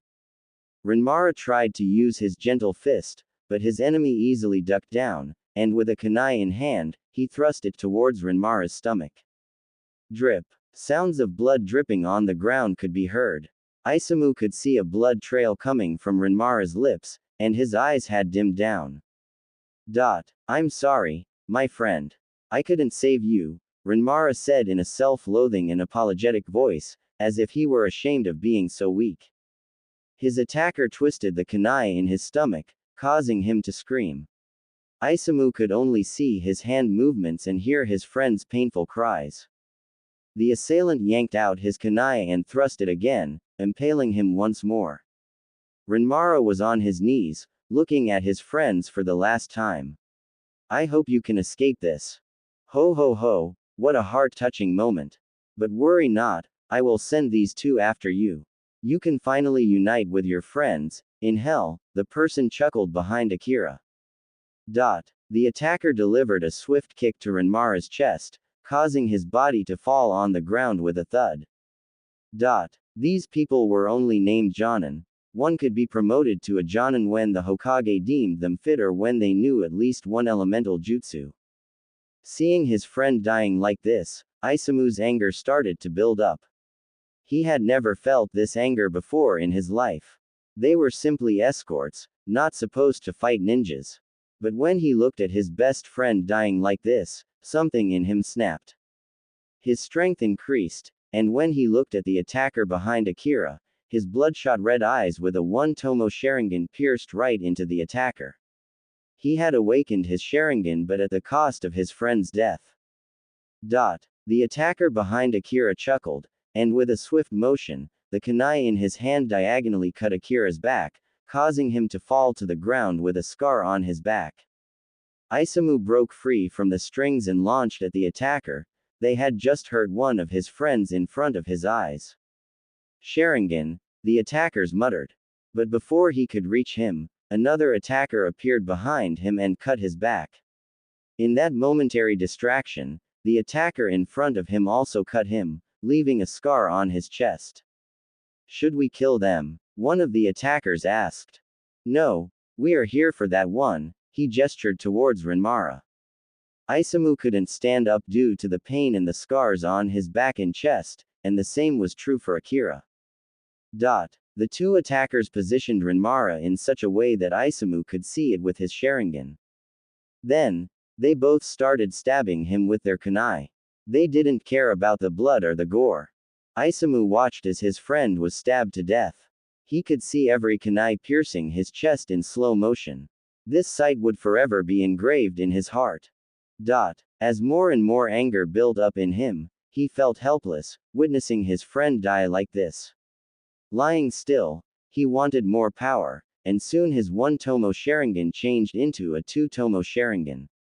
One of the attackers looked directly into his eyes. They were wearing masks. The curse of the Uchiha is truly fascinating. He then stood up from Renmara, walked towards Isamu, and squatted down in front of him. 2 Tomo Sharingan, good. Very good. Train well, young man. Maybe next time, you could surprise me even more. He then knocked him out. The last thing Isamu saw was his friend's body being burned by a fire-style jutsu. Then he went unconscious. Afterward, he looked at Akira, who was already unconscious. I only expected him to awaken his Sharingan, not a 2 Tomo Sharingan, the attacker said with interest. Should we take his eyes? The attackers appeared beside him and asked. Hehe. No, no. Let him have some fun with his eyes. We will see after he matures them enough, or maybe he could awaken his Mangekyo after that incident. What incident? He asked. Forget that I said something like this, the attacker said. Ren, how long do you plan to stay dead? Miraculously, the supposedly dead Renmara stood up, removing his blood-stained clothes. Soon, he appeared as if nothing had happened, licking his finger that was coated in blood. He commented, Lady Hinata, this tomato sauce really is tasty. Soon, all of them removed their disguises, revealing the evil Princess Hinata and her 2 trusted minions. Ritsu, erase all the evidence, she commanded him. Ritsu nodded in agreement. Ren appeared beside her and asked, are we going to let them stay like this? Looking at Akira and Isamu. They were not severely injured, but they were knocked out. In 2 or 3 days, they would be fine, at least physically. Did you feel pity for your friend? Renmara. Because of you, he now has the Sharingan. Don't you feel good about your friend? Hehe, Hinata asked him with a chuckle. Lady Hinata, stop joking, you're making my heart ache, he said with a hurtful look. Then both of them started to chuckle. Let's go, we have a mission to complete. The merchants are waiting for us, she said and walked towards Ritsu. After inspecting the crime scene with her Byakugan, she nodded. Let's see how things proceed from now on. After all, only a Hyuga had died on the mission while his 2 companions returned safely, she mused. With a smoke bomb, which only looked like a smoke bomb, exploding at the crime scene, they disappeared from there. Let's go, I said, and the 3 of us disappeared without leaving any traces. Our destination was only a few hours away. Soon, the forest around us started to fade, and a town started to come in view. There are countless small towns like these in the Land of Fire. The residents asks for missions from Konoha because it's the only military village in the country. All of us are using a simple transformation jutsu, the merchants didn't have any shinobi who could detect it. Soon, a caravan of 3 carriages appeared, waiting specifically for us. Konoha ninjas are here. Let's start our journey. We don't have to fear anything now, the leader of the merchant group said loudly, waking up all the members of the group. I sent Ren and Ritsu to talk with the leader, and with a simple jump, I was on top of the carriage. I looked at the sky, my back lying on the carriage, which had been moving steadily for an hour. I scanned the area with my Byakugan. Nothing. There were no bandits or anything. The journey was as smooth as it could be. I practiced my chakra control. With my internal vision, I could see it in my body, stopping it, sometimes moving it slowly or fast. I could manipulate my chakra as I wished in my body. I knew if done incorrectly, it could damage Tenketsu points. But hey, who am I? I've been playing with chakra since birth. Pushing my internal vision further in my pathways, I started to split chakra into strings, then mixing them, making them one, without meddling with the flow of chakra. This continued until I was satisfied. If I remember correctly, Momoshiki could create weapons of chakra, like chains and staff, and anything he wished. I knew the process behind it, the compression of chakra, condensing a large amount into a small space. To perform that, first, you need extremely high control over chakra, a limit I had already surpassed. The second requirement is a large amount of chakra, which I lacked. Even though I'm at the peak of what a human body can withstand, I'm still far from the point where I can create full-blown weapons from chakra like Momoshiki. Raising my hand, I guided all my chakra between my index and thumb, compressing it to its limit. A small red needle started to form between my fingers. With almost all of my chakra, I could only create a Senbon needle. Although it was unbreakable, many times stronger than chakra metal. I dispersed it with a sigh, and the chakra flowed back into my pathways. I wasn't worried about Konoha ninja tracking us back. By the time those two reach the village and report to the Hokage, we'll already be in the land of hot springs, and in a few more hours, we'll be in the land of water. I chuckled, thinking about how Hiruzen would react to this. Would he blame Kumo or suspect Danzo? How would he answer to my clan? Too much drama would unfold in the village. This will certainly pressure Hiruzen. Haha, am I bullying an old man? Whatever. He deserves this, I mused. And that other chess piece, Isamu Uchiha, how should I move him? Certainly, he is a talented young man. Well, his eyes are talented. Should I give a Sharingan to Naruto? But for that, I have to gouge out his eye. Yes. What if the villagers do that? That's an excellent idea. I let out a soft chuckle. The scenery around me started to change. The greenery transformed into long and expansive rice fields. The carriage moved slowly along an unconstructed road made within the fields. I patiently practiced my Byakugan, and soon the air became more humid. Raising my hand, a water ball started to construct in my hand. It is more easier here, I thought while utilizing the surrounding humidity. Before long, we entered the village famous for its hot springs. Thank you for your assistance, the merchant leader said, handing us the mission payment. It was our pleasure, Ren replied with a smile. When we were sure nobody was watching, we transformed again. This time, my special masks were on, making me appear as child. Ren and Ritsu looked the same, but due to the masks, our eyes appeared as normal black eyes.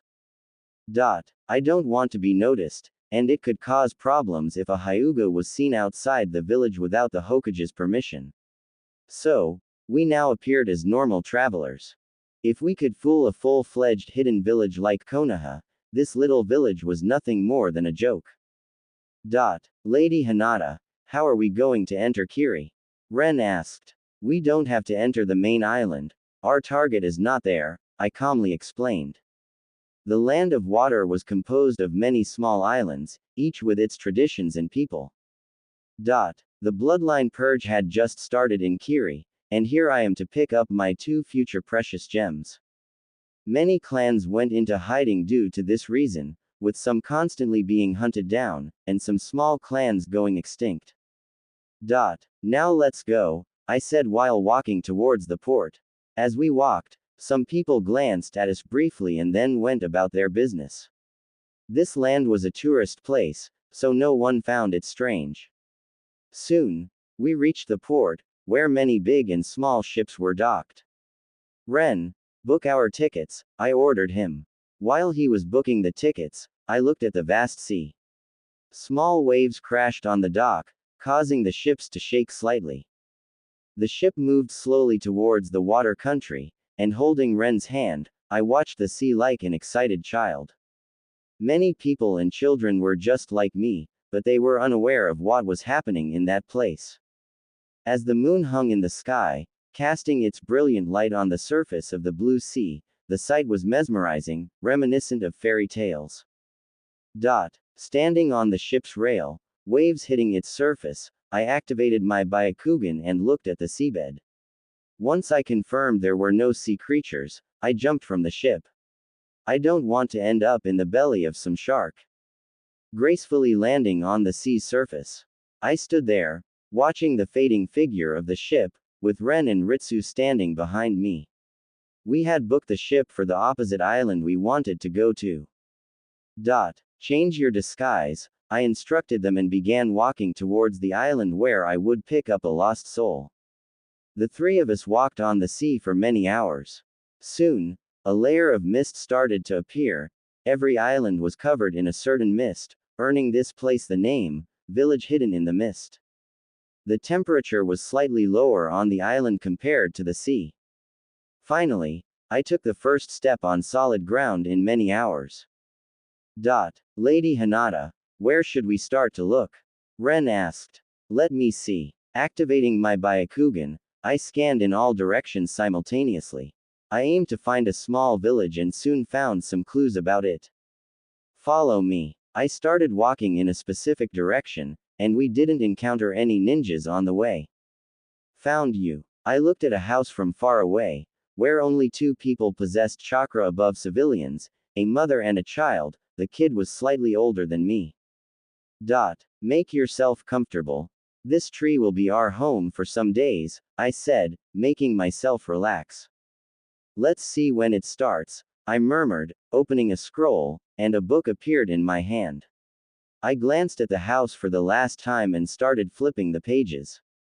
The book contained information about all types of medicinal and poisonous plants. Days passed by, with Ren hunting daily for snow boar or random animals that tasted great. I continuously trained my chakra control and kept an eye on the house. Look, mother, I read the kid's lips when he demonstrated his ability to manipulate water above his hand. The kid had a proud smile, but rather than being proud, his mother had a terrified expression on her face, which turned into a fit of fury. Slap. My hand raised to my cheek.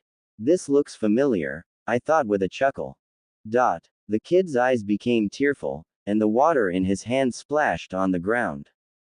You will never show this to anyone, his mother said with anger. I understood the reason. She didn't want her son to be hunted down. Yes, Mom, he said, lowering his head. He just wanted to make his mom proud but didn't know the consequences of showing his abilities. On the other hand, his mom was terrified. If someone found out, she and her son would be killed. She only wished for a peaceful life with her family. They were just ordinary farmers. I then looked at her husband, who watched from the shadows. After witnessing all of this, he left. The kid and the mother were unaware, but as soon as night descended, her husband knocked on the door with a mob behind him. He had convinced them, and they happily obliged. I looked at the woman who joyfully opened the door for her husband. Poor woman. Slick. A knife pierced through her abdomen, blood gushed out, dyeing the ground red. Her hands unconsciously went to the wound caused by her husband. Her eyes met his, and guilt passed through her gaze. You betrayed me, her husband accused. No, I don't, she replied. A man behind him attacked her with a knife, creating another gaping wound on her body. You're a bloodline holder, he yelled at her. Does that mean I betrayed you? She asked. The life in her body started to leave her. She tilted her head and looked at her son, Haku, who had watched how his mother was being killed by his own father. Run, Haku, she said before being stabbed by many knives. Haku looked at how his mother was killed, anger building in him, followed by a mix of emotions. His body became paralyzed, his brain stopped working. He didn't know what to do. His father had just killed his mother. Then his eyes met his father, a knife in his hand and the mob behind him advancing towards him to kill him. Father, why are you doing this? He asked tearfully. Don't call me father. You are not my son. You are just like her, he indicated towards the dead woman. This broke his fragile heart when he heard these hurtful words from his father. His tears flowed like an open dam. Then he saw all of them running towards him, including his father, intending to kill him. Fear crawled into his heart. He didn't want to die. In a last attempt to survive, something inside him burst out. Waving his hand to stop them, razor-sharp icicles formed from the ground, killing all of them in a cold-blooded manner. Everyone was impaled by ice from every direction. Haku looked at the carnage in front of him and dropped to his knees. In just a few seconds, he lost everything. His father, his mother were dead, and he was alone in this cruel world. Munch. Oh, poor boy, worry not, you haven't lost everything yet. I chuckled while biting an apple and savoring its juicy and delicious taste. In just a few seconds, Haku lost everything: his father, his mother, everyone was dead. He was alone in this cruel world. Munch. Oh, poor boy, worry not, you haven't lost everything yet, I chuckled while biting into an apple and savoring its juicy and delicious taste. The sight before me was very gruesome. Tens of people were dead, icicles impaled through their backs and exiting through their chests. A man was hung in the air as the icicles passed through his chin and exited through his head, lifting him into the air. The once peaceful home transformed into a haunting scene within moments. Haku, looking at the carnage, stood up with shaky legs and trembling hands, wiping away his sorrowful tears. As his mother said, "Run," he fled from the back of the house in the presence of a crescent moon, which illuminated his small body. He didn't want to die, so he ran from his small village to the sole town of the island. Let's go. I jumped from the tree, while my eyes were locked on Haku. Both of them stood behind me and started to follow me. Lady Hinata, why did you let him run?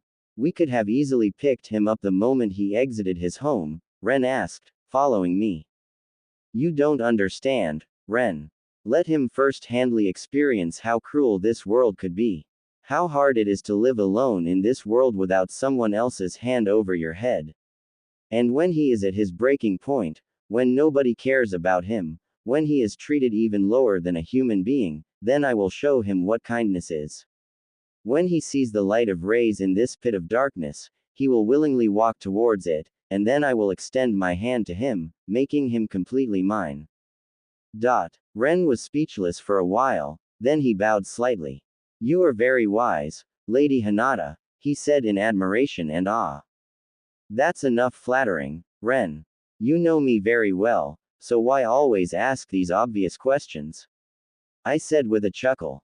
Ren laughed. It is very pleasant to hear all this from you, it has its uniqueness, he said truthfully. That's right, I admitted that his words were true. I looked at Haku, who had been running for 4 hours and had finally reached the town. He looked around. Everything felt unfamiliar to him, and people who were still awake didn't pay any attention to him. Dawn was near, so the town was just starting to bustle. More and more people started to appear, opening their shops and starting the new day. Haku, who was exhausted and hungry, looked at sweets, fruits, and other foods. He started to walk on the streets. His clothes were messy, and his slightly long brown hair was disheveled, so people took him as a beggar and avoided him. He just walked aimlessly until it was noon, and his hunger became more dominant. Putting his hand on his belly, he walked towards a shop, hoping to get something. What do you want, kid? The shopkeeper asked when he saw him in front of his shop. Haku pointed to a bunch of fruits. Do you have any money? The shopkeeper squinted his eyes. Haku shook his head in denial, indicating that he had nothing. Then why are you here if you don't have any money? Get out of here and don't show your face if you don't have any money, the shopkeeper said in a threatening voice. Haku's smile and hope shattered, and with a dejected look on his face, he proceeded towards another shop, just to receive the same treatment from everyone. That's harsh, man, I commented while looking at him from a tree. Indeed, Ren said. Konoha or Kiri people are the same, selfish and greedy, Ritsu said. I nodded to him, he was right. Then, tilting my head, I looked at Haku, who sat in the corner of an alley.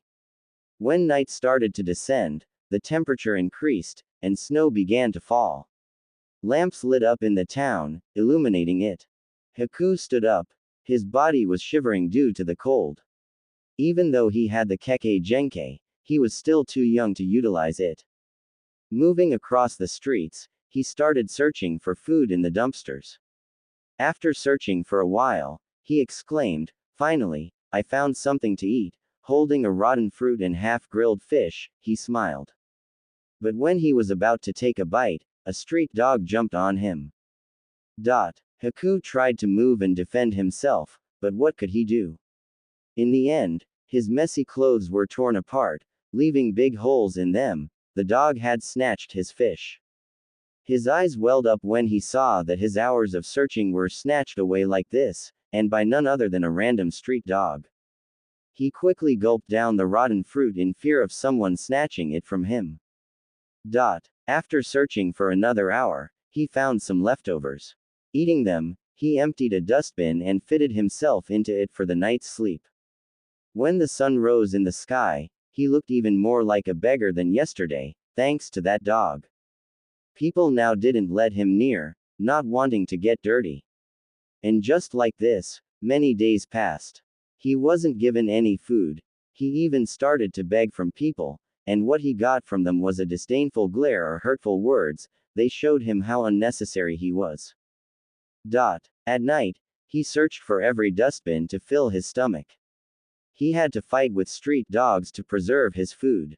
But when the cold became too unbearable for him, he started to sit on a bridge under the lamp to get some warmth from it. He looked at passing people with a smile and hoped they would give him something to eat. And just like this, many days passed. I watched everything, and when I felt the time was right, I jumped from the tree. Let's go. We are leaving, and change back to your original appearance. I walked towards the bridge. It was around 3 a.m., and the snow was still falling. Everyone was sleeping. A happy smile appeared on my face as I approached the bridge, and I was asking Ren random things, behaving like a little girl on a trip. Step step. My excited steps woke up Haku, who was half asleep. He looked at me with hope, but all of us ignored him as if he wasn't there. When we passed by him, all of his hopes vanished. Just like everyone else, we also didn't notice him. But Ren abruptly stopped, tilted his head, and looked at the skinny boy in a mess. Lady Hinata, look, there is someone, he exclaimed in surprise as if he was seeing something for the first time. And I could see a glimmer of hope in Haku's eyes. Oh, what is it, Ren? I asked. Lady Hinata, this is none of our business, Ritsu said sternly, shattering the poor boy's hope. Don't be like Ritsu, let me see. I ignored him and walked towards Haku with an excited smile as if seeing something amazing. This gave the poor boy some hope. From our lavish clothes, he could feel we were some big shots. I squatted down and looked directly into his eyes and asked, what is your name? Boy. This was the first time someone had shown some interest in him, so he smiled brightly. Haku. So desperate, so eager, and certainly so kind-hearted. So, Haku-chan, what are you doing here? Where are your parents? I asked the most obvious thing, making him sad. For a moment, he didn't say anything. They are dead, he said in a very low voice. I see, so you are homeless, I said in my most apologetic tone, which touched his heart. He nodded with sadness. Do you want to eat something? I asked him, and I could see the eagerness in his eyes. Why did I feel this happen before? Okay, let me give you something, I said while pulling out a box from my pocket. Do you like cookies? I asked him, handing him the box. He eagerly nodded. Yes, I like them, and thank you very much. I looked at how hungry he ate the cookies. He had no hopes for anything. Due to all these circumstances, he felt unnecessary, he just wanted to feel useful. That's why he was so loyal to a guy like Zabuza. Only Zabuza didn't show Haku love, he treated him with the same philosophy that was beaten into him as a child, to use him as a tool and nothing more. Even if Zabuza loved him, he didn't show him any affection. There was a difference between caring for someone secretly and not showing it and openly expressing affection. Even after this, he stayed loyal to Zabuza, eager to be useful to him. But this time, I will show him care, give him what he needs, and not force him to do anything without his will. Well, he will do it of his own will, as I say. And I knew, in return, he would give me everything he had, including himself. This boy in front of me could take a Chidori in his heart just to save the person he cared for. His loyalty was unmatched, and this time it will belong to me. Why are you looking at me like this? He curiously asked me. Nothing. So, Haku-chan, would you like to become a dedicated shinobi to me? You don't have to live on these streets begging for food. If you accept me, you will always be beside me, and you can protect me. I extended my hand towards him. Basically, I was asking him to be my tool, but in a different way, the way he sees me as the most generous person in the world. And I could see the fire in his eyes, so I started to whisper in his ear, you just have to accept me. Don't you want to become a shinobi who can do cool jutsus? I extended my hand, and a water ball appeared on my palm. You have the same power, don't you? I can see it in you, I said in a honey-dripping voice. You can learn how to control these powers. I will teach you, but, I said. But what? He asked anxiously. But you have to do as I say. If I say kill someone, you will do it. If I say steal something, you have to do it. And protect me at all costs, and in return, I will teach you anything you want and give you anything you want. I extended my hand towards him. I knew the moment I asked him to be my dedicated shinobi, he was already in my palm. Before now, he had no purpose, but now I had given him a purpose, the purpose to protect me, the purpose to only be useful to me. And with time, it will only grow stronger and stronger. He extended his hand and grabbed mine tightly. Lady Hinata, you can't take him with you, your father won't allow it, Ritsu spoke, shattering all hopes for Haku. But when Haku was about to retract his hand, I held it tightly. No, I will take him with me, and I will deal with my father, I said in a firm tone. To Haku, I was going against my father just for him, this would only strengthen his resolve. And just like this, he would go against everyone just for me. But first, let me introduce myself. My name is Hinata Hyuga. This is Ren Hyuga, and this is Ritsu Hyuga, my two trusted bodyguards, I said, introducing them and myself. He slightly bowed to me in gratitude, I could see the tears of happiness in his eyes. Oh, boy, I just saved another poor soul. From this act alone, I could be considered a good person, right? Even I myself didn't believe this. Musing to myself, I raised my hand, and countless silk-like chakra threads started mending with each other, making a perfect mask for Haku. He looked at me curiously and asked, why have you raised your hand? I forgot that you couldn't see it, I said.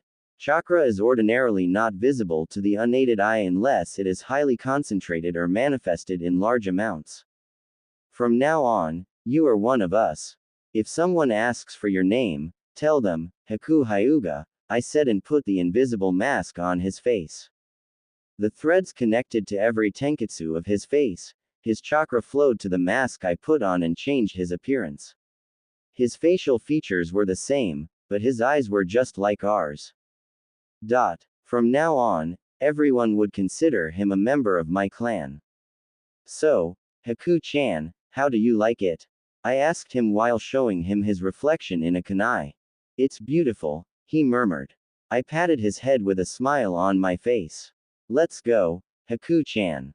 I patted his head with a smile on my face. Let's go, Haku-chan. With a bright and excited smile, he grabbed my hand and started to walk beside me, literally radiating the happiness he was feeling. It was as if the cold he had been feeling had been dispersed and replaced with a warm flow of energy. Lady Hinata, where should we go now? Ren asked, following behind me. Only I knew how to acquire our next target, but in reality, I didn't know where and how Orochimaru met and convinced him to become so loyal to him. I only knew the island where the Kagaya clan was currently residing, thanks to Ritsu, and they were about to attack Kiri. This seems out of my knowledge, let's see how things play out. I was confident in my abilities and sure that I could make him even more loyal than he was to Orochimaru. First, let's go to the inn. Haku-chan needs a good bath and proper clothing, I said, looking at Haku. Ren nodded to me. We had booked an inn for our stay in the town. It was nothing special, just a room with a hot spring behind it. That was enough for us. How will you react to my gift, Zabuza? Hehe, I mused inwardly while walking towards the inn. Haku had killed tens of people, and it wouldn't go unnoticed. Sooner or later, Kiri ninjas would find out about it. Therefore, I deliberately left behind clues that would lead them to the bridge where we picked up Haku. When Zabuza passed by that bridge, all the clues would connect to him, making him the prime suspect in the killing of the mob of people and clearing Haku's name. Zabuza had already killed hundreds of people, and as a rogue ninja, adding 10 more to his kill list wouldn't make any difference, right? Soon, we entered the inn, and Ren ordered a lot of food to our room. When Haku entered the room, he hesitated because he was dirty and didn't want to stain the clean room. However, I didn't care about the room, it wasn't ours, so why should we care? Today was the last day of our stay, and they would clear the room, after all, we had paid them. Come inside, don't be hesitant. First, you should bathe before the food arrives, I said, grabbing his hand and leading him to the back of the inn where the hot spring was located. I placed a towel in his new clothes at the edge of the pond. Relax yourself, and bathe properly, and don't accidentally freeze the pond, I said with a laugh. He had told me everything about his father killing his mother and the events that occurred in his house. He nodded to me, and, removing his torn clothes, he jumped into the pond, creating a splashing sound. I left him alone and entered the room where Ren and Ritsu were waiting for me. I sat on the chair and asked, "So, the island is near the hidden village?" "Yes, Lady Hinata, it's only a few kilometers away from Kiri," Ritsu said. "It will be a little hard to bypass the patrolling ninjas, grab a kid, and safely return without revealing our identities," I said. An all-out battle was about to happen, where the Kagaya clan would be wiped out, leaving a sole survivor. First, we should check out the situation and make a plan accordingly, I said. Soon, half an hour had passed, and we had discussed many strategies with them. I was not delusional to think I could kill all the Kiri ninjas and return as if nothing had happened. I was not a shonen protagonist who runs on the power of love and friendship and comes out alive even from an impossible situation. I chuckled at my own thoughts. Until now, the food had arrived, and we were waiting for Haku to come out. From my eyes, I could see him crying in the hot spring. The poor boy didn't know I could see him. Well, it was to be expected. If he didn't cry, I would be suspicious if he was the real Haku or not. Creak. A door opened with a creaking sound, revealing Haku in all his glory. He was wearing a loose-fitting, long-sleeved, and high-collared white robe that extended down to his ankles and had wide sleeves. Beneath the white robe, he wore black pants that covered his legs, simple and serving as the lower part of his outfit. Around his waist, he wore a blue sash. He looked calm and elegant, just as he should have. An image. You're looking good, Haku-chan, I said, indicating for him to come and sit around the table to join the meal. Thank you, Lady Hinata, he said with respect. Now, don't call me like that. I am younger than you. Just treat me as your friend. You can call me Hinata, I said with a friendly smile. I knew he was influenced by these two, and I was very pleased with it. But it felt weird to be called with such respect. I knew I didn't deserve this respect, and he was just a child. I had told Ren and Ritsu not to call me like this, but they ignored me. But you are my superior, he said. Okay, you can call me Hinata-sama in public, but when we are alone, you can call me Hinata and consider me as your friend, I said in my most enchanting voice. Am I playing psychology here again? I chuckled when I looked at Haku. Okay, he said, and I could see the negligible change in his posture. Sweet words always work with children. Let's start, I said while taking the first bite, and all of them started eating after me. How's the food, Haku-chan? I asked him. This was the first time he had filled his belly in days. It's delicious. Even though he was hungry, he was still eating with elegance. I am happy that you like it, I said with a smile and continued eating. Again, I felt deja vu saying this line. I wonder how my Naruto was doing, I thought. Soon, all of us finished our food. From the small window of the room, soft sunlight started to illuminate the room. After chatting amongst ourselves, I stood up and opened the door. Let's go. We walked out of the inn. Even though the sun had risen, the atmosphere was still grayish due to the cold, fog, and mist. Soon, we were outside the town and walking in a small forest. Haku had removed his normal mask, which I brought from a nearby shop. His white eyes were radiating with excitement. He tilted his head when a nearby bush shook. Is this fate or something else? I thought. A white snow rabbit came out from the bush. That little thing was really cute. Haku looked at me, asking for permission to take it. So, you want to take it, Haku-chan? I asked him. Can I? He asked. If you take it, you have to take care of it, I said.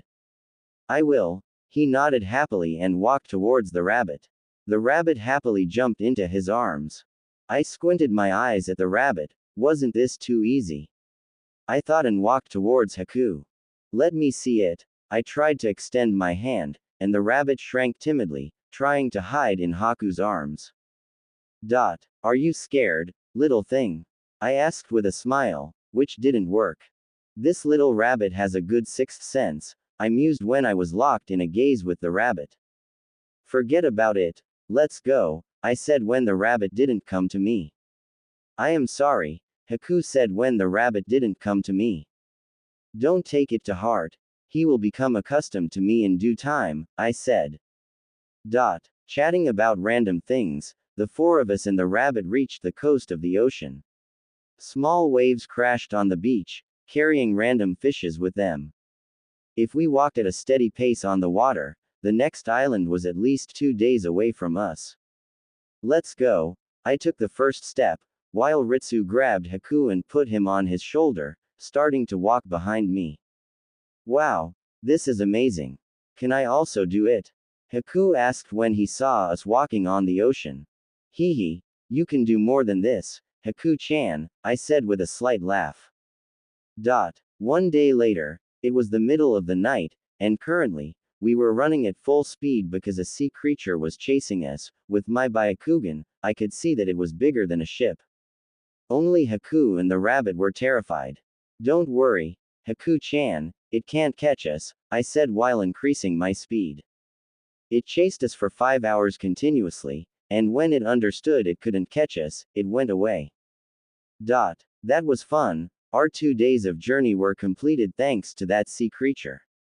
I could see a small dot in the ocean. This was our next destination.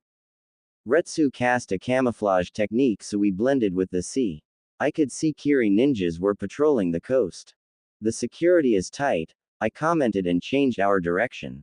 We started to circle the island to find some weakness in their defense.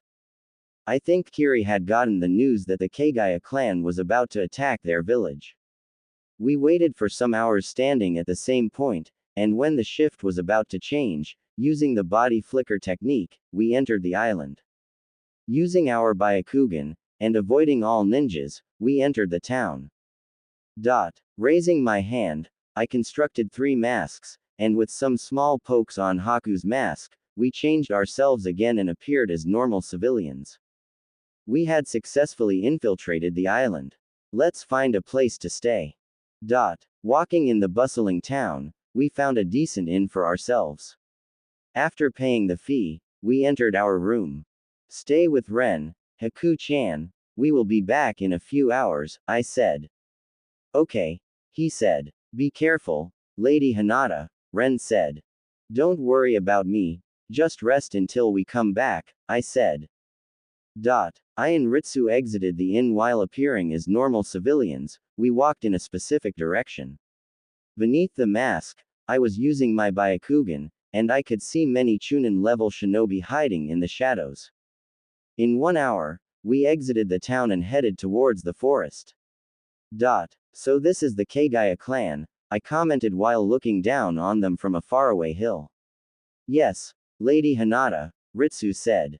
There were around 100 people in the clan. They all had 2 red dots above their eyebrows and a zigzag pattern right between their heads, which served as a visible sign that they were direct descendants of Kagaya Otsutsuki. Using my X-ray Visi,